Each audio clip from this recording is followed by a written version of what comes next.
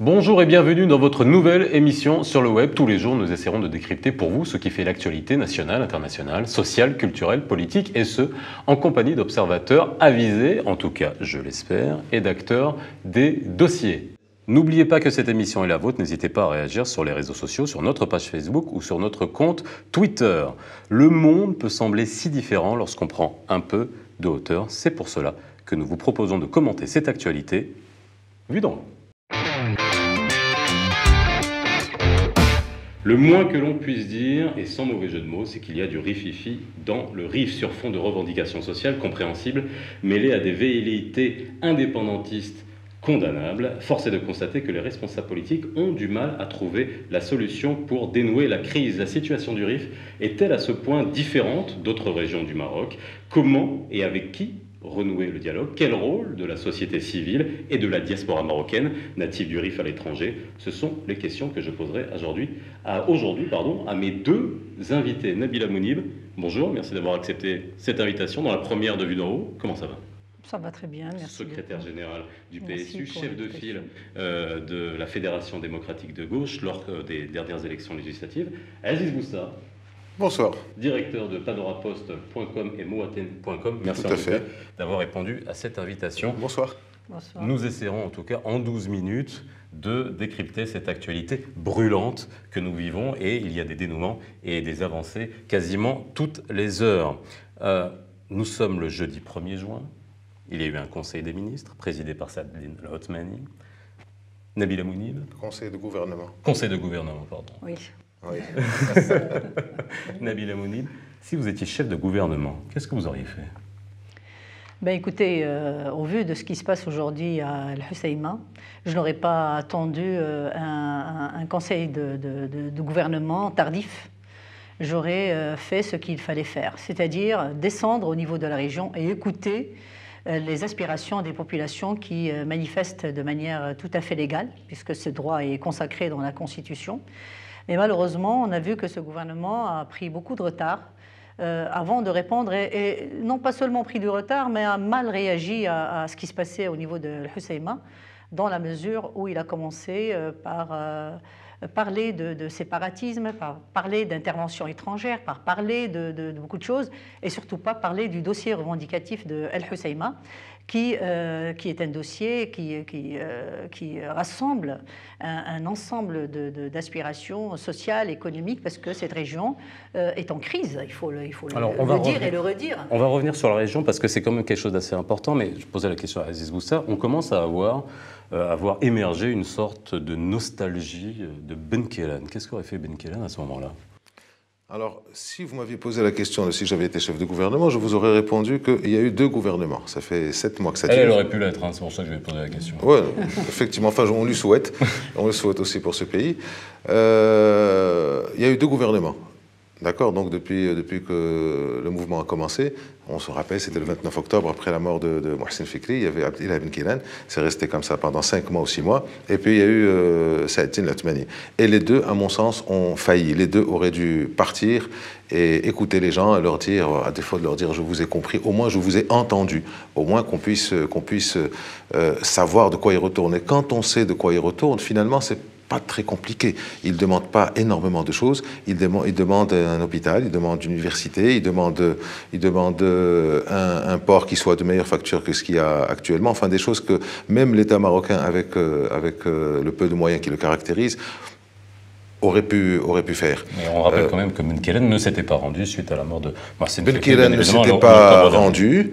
Il est toujours chef de parti. Il a tellement dit que il aurait sauvé ce pays, il aurait, que bon, en tant que chef de parti, il aurait peut-être pu y aller. Vous aussi, d'ailleurs, vous aurez pu y aller en tant que chef de parti. Voilà, il faut y aller, il faut parler aux gens, et il faut arrêter de dire cette histoire de séparatisme. Alors, pour l'argent qui vient de l'extérieur, on en parlera plus tard. Pour le séparatisme, il faut arrêter. J'aimerais juste faire un point par rapport à ce que vous disiez.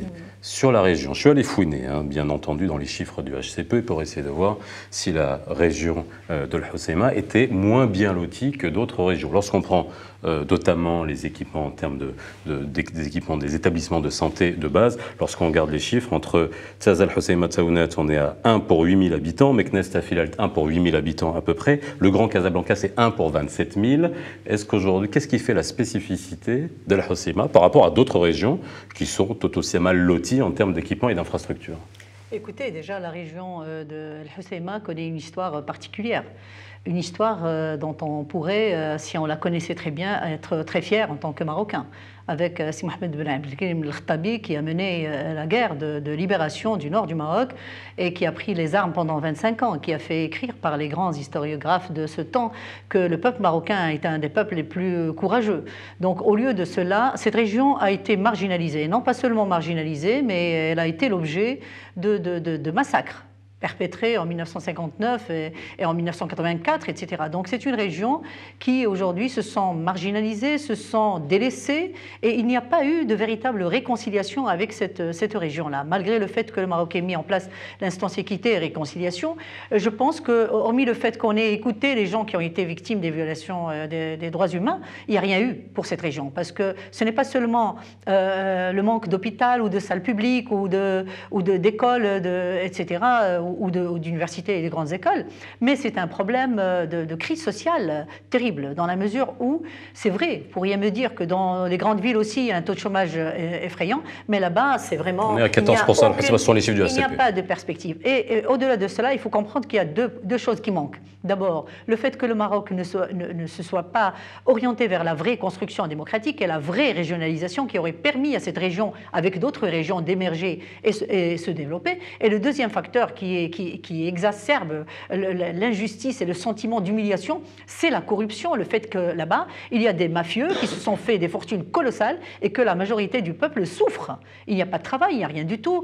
Est-ce que c'est le rôle de l'État? Est-ce qu'il faut qu'on aille vers l'État-providence? Alors je vais vous poser une question. On a beaucoup parlé de la diaspora marocaine qui est ici du RIF, qui est notamment localisée aux Pays-Bas, en Allemagne essentiellement. Lorsqu'on prend les chiffres, par exemple des transferts des MRE en 2015, c'était 6,4 milliards de dollars, près de 62 milliards de dirhams.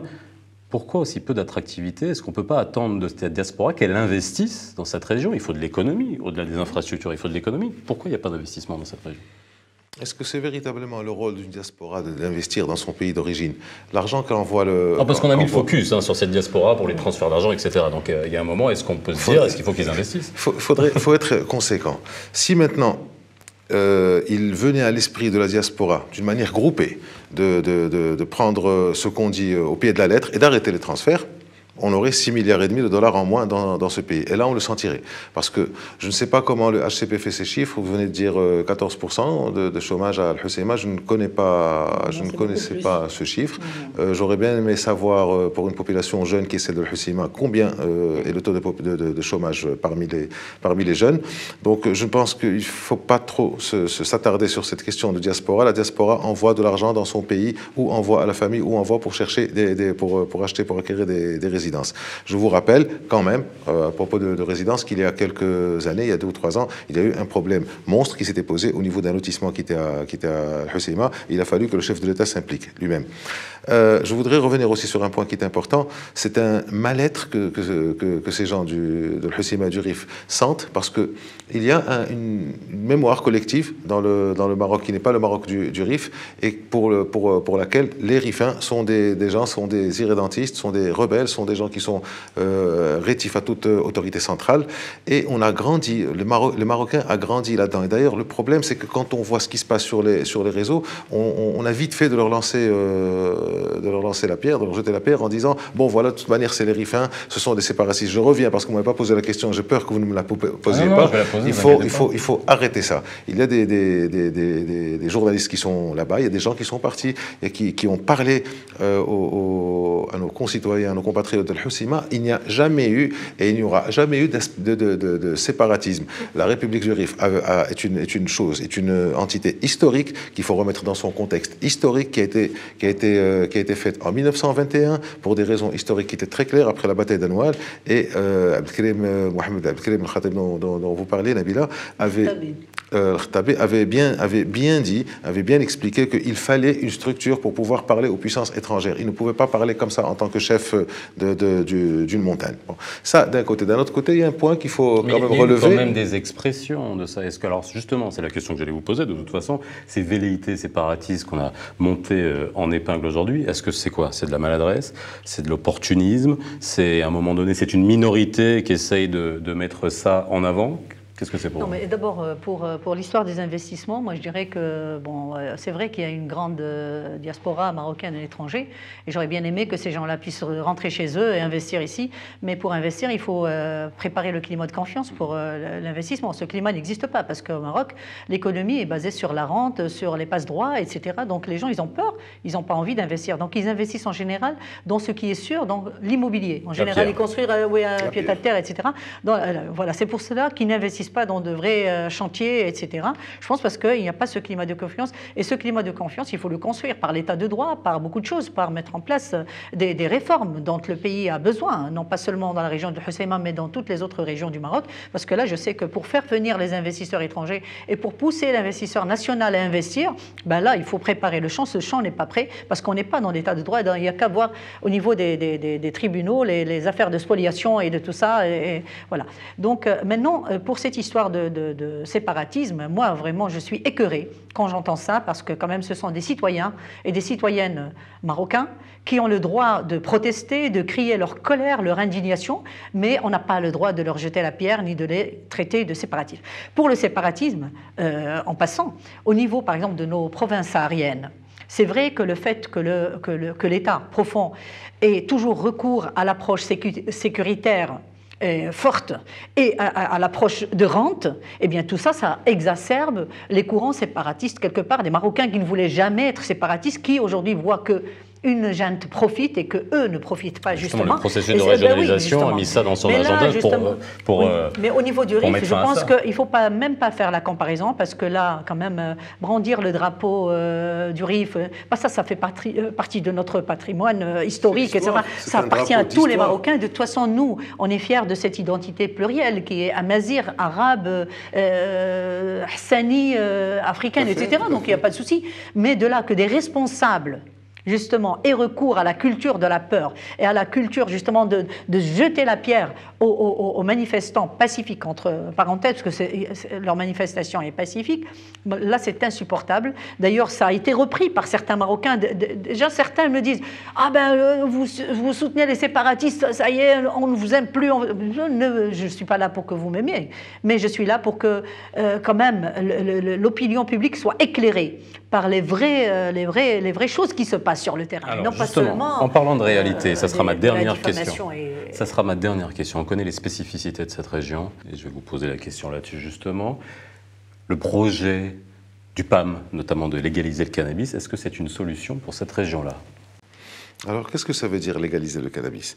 Est-ce que légaliser la production... Ça veut dire faire rentrer justement des impôts et taxes liés à une activité qu'on connaît très... Il y a une distinction à faire, parce que c'est quand même un sujet qui est assez sensible et qui a été mis sur la place publique. Qui a été mis sur la place publique, qui a été récupéré d'une manière électoraliste assez révoltante, assez scandaleuse.